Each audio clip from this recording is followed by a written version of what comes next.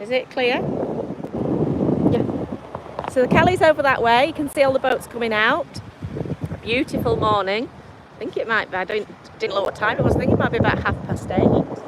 And I'll show you where we come from. Oh, there's a jellyfish. That didn't do so well, did it? Oh dear. Oh well. Right, so moving on. It's absolutely stunning. Yeah, absolutely stunning area here.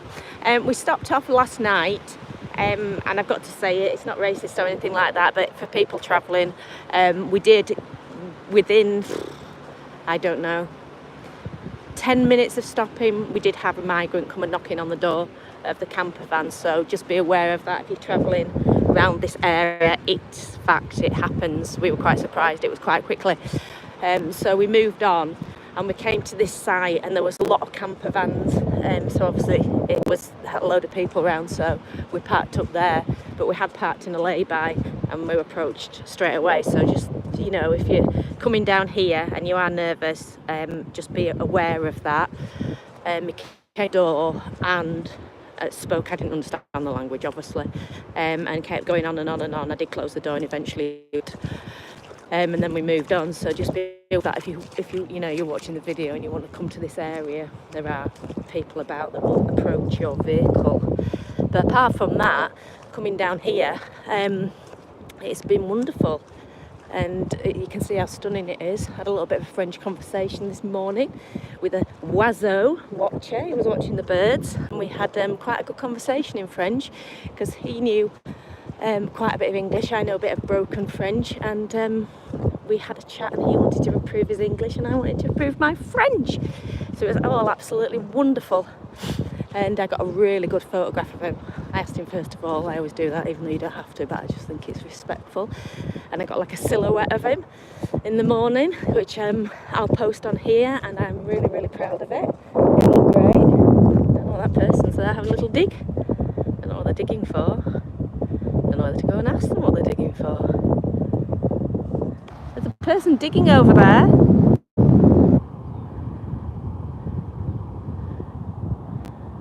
Oh, they're digging for oil. There's a person digging over there. I don't know. It's a long way, isn't it? There's a boat going out.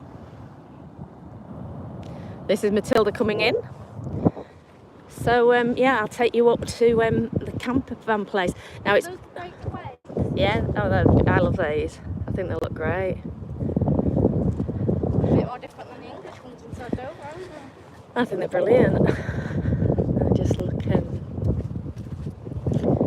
really good. It's really laid back. This is the beauty of the French rather than the English. The French encourage camper vans. They like camping. I mean, you see people you put on Facebook, well I don't, but people do, and saying, is there anywhere where I can wild camp? And they go, there's loads of campsites nearby. They don't understand that you just want to get away and you don't necessarily want to be around loads of people.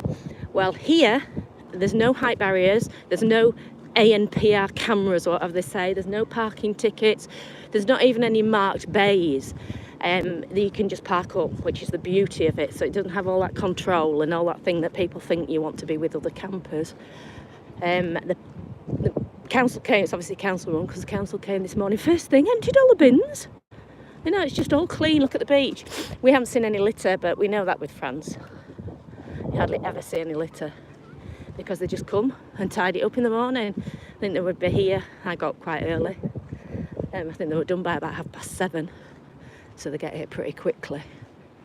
And look at it, it's, as I say, absolutely stunning. It's quite a walk up here, and I'm going to struggle to get up this bit, so you're going to have to bear with me.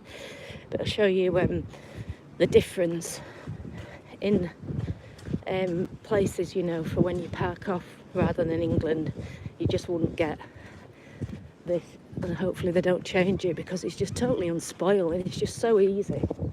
And obviously it encourages tourists to come, so they get all the money like on everything, because obviously we're going to spend here, whether you're spending eating out, buying clothes, we're going to a market, so we'll spend on there, and it's just joyful to come because there's no stress. You don't have all the stress of ring things and stuff like that having to do your having to do your parking out of internet. There's the small full thing out of internet. There's the small full thing. Look at her running away. Run! Run! I don't know if anybody's put any comments because I can't see anything for the sun. Right, nearly got up this bit. Whew. Right, I'm off the really thick sand that you can hardly walk in.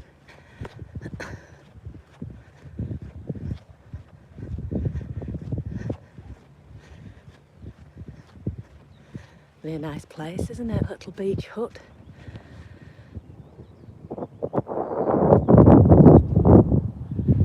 Magnificent. Magnifico. That's what the Frenchman said this morning. Magnifico. Obviously in a French accent. My accent's not so good. I'm quite good with learning all the words. It's stringing them together. But here we are, look at this. Look at that. That little man's always been driving around with his tractor. I don't know what he's doing. So if you come down here, I'll check you're connected. This is the campsite. And anybody can just park where they want. And they won't stay. You know, you don't need this like 24-hour thing because people just move on. There is this sign here, but we felt safe up this way, further, just a bit further out Calais. And it says, in my broken French, I think that says beach. There's no CCTV, thank goodness. So you risk at your own peril. The users risk at their own peril. I think that's what it says. Somebody who knows French will probably correct me, but I think that's what it says. So you come down here and just see the difference. There's no like meters and height barriers, you know, making out that campers there's something wrong with them because they can't go in places. Even though you pay the same road tax, well, you pay more road tax with mine. Mine's a fortune. And look round here. No white lines. No nothing. No, you just park up. It's unbelievable. Look, without any signs, without any barriers. You can just pull on, stop the night. None of these, no campers stopping at night. They just pull on, you just stop the night and go. And that's what we will be doing. And look, there's Vera. Just parked there, as happy as anything. So it's just wonderful. Like, they just have this and it happens all over. I'm not saying that it'll happen on different places, but it happens all over that you get these places where you can just pull up and they just welcome it. So yeah. Anyway, I don't know how to turn it round, so I'm going to see if I can read any of the comments. Oh, Dave, that looks very lovely. It's absolutely gorgeous, Dave. It's really, really wonderful. As I say, we did have a little bit of an issue last night with somebody banging on the camper van door and trying to get in. But we have to say that because obviously it's fact, it happens. So if you're travelling alone, you might be a bit, you know, not want to do it. But we just that was about 2 or 3 miles down the road. It was quite late at night when we arrived. I think it was about 1:30. And we've moved here and we felt very safe because there's a lot of people about. So it looks quite, you know, a really nice place, and it was really quiet last night. Kayla, hi. David says happy holidays to you both, thank you very much, and it looks fantastic. It is, David. So we're going to move on. We're going to try and show you as much of France as we can. Hello. Hello. Are you shattered? Oh, it's quite easy, you know. It's not easy being a French person on holiday, is it? No. Because you can speak fluent French now, can't you? Yeah. Say something to the camera. Say hello to your followers. That's very Italian.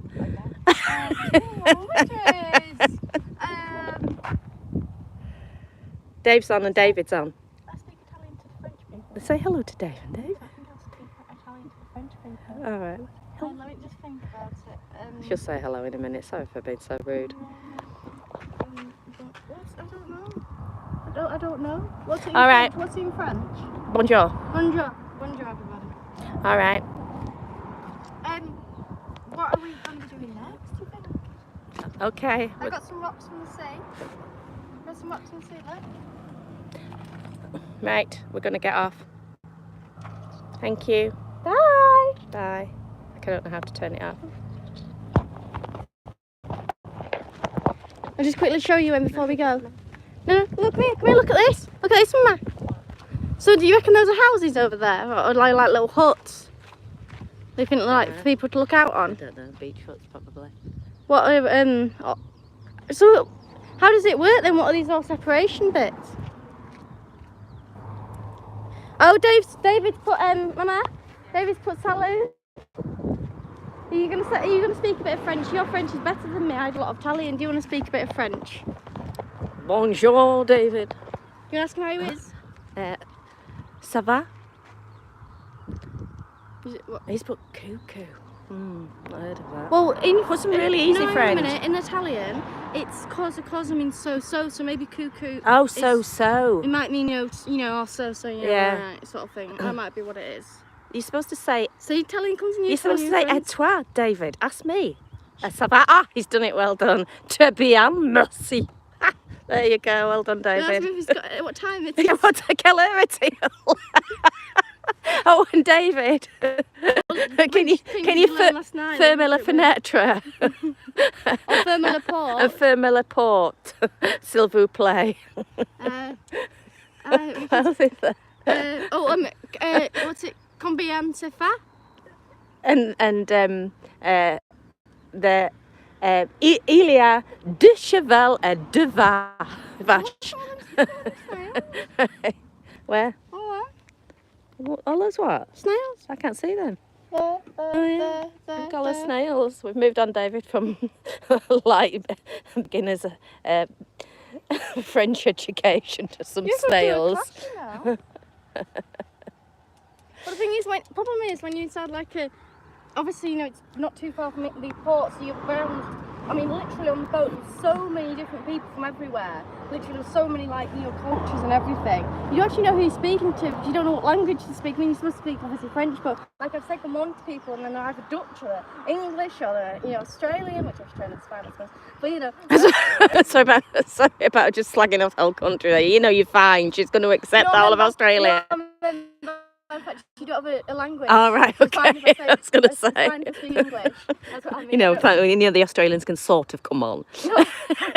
If they must, we go see the back. But, fine.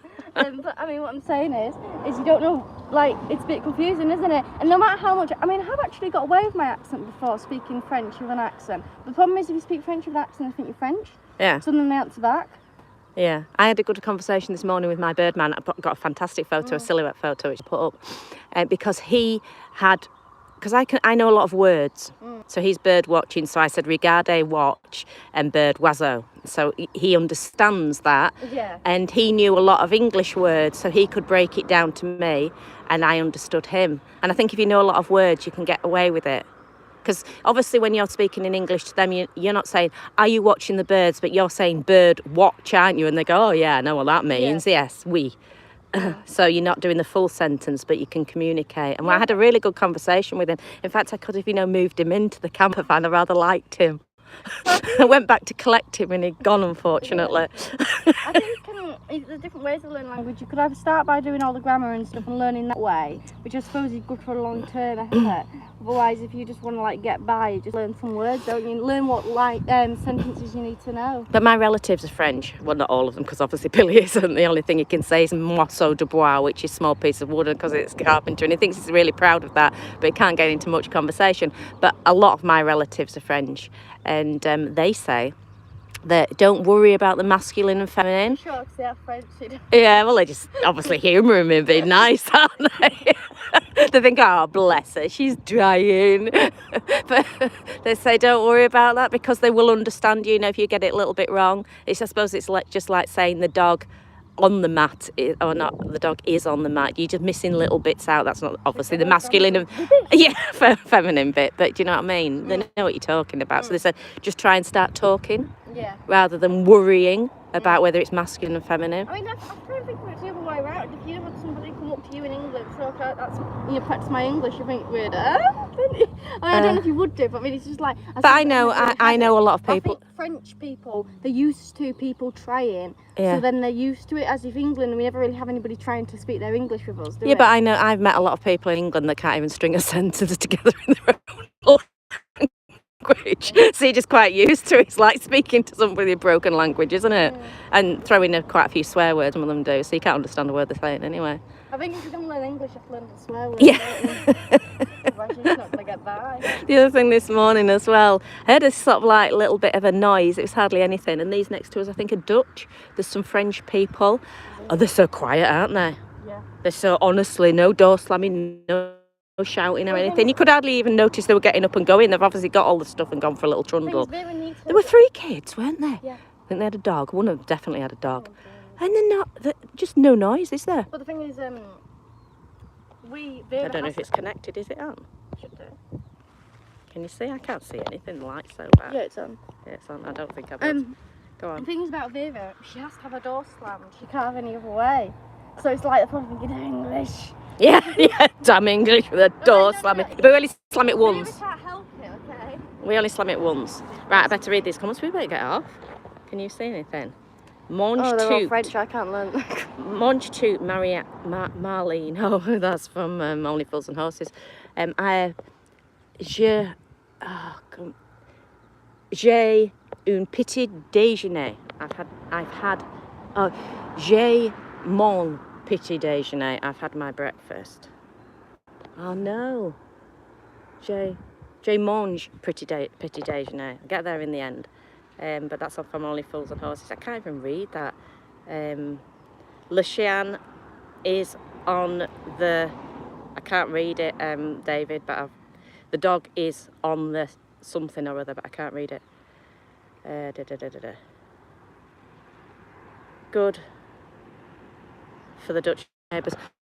Honestly, I'm not being funny, but if it was English, they'd be banging doors, wouldn't they? They'd be shouting, be screaming, and the noise and everything, and you couldn't hear a word. They're just like respectful of other people. Like when we pulled up last night, as I say, we moved on because obviously we were a bit scared. So we moved on here, and we came in really late in the early hours of the morning, probably about 1:30. We just drove up, didn't we? Was it 3:30? Yeah, we were going out front, so towards it was 2. Oh, right. Anyway, it was early hours of the morning, so obviously it was a bit disrespectful coming in, and we just turned around, didn't we, as quick as we could. So yeah, turned Vera's head, because Vera's there going,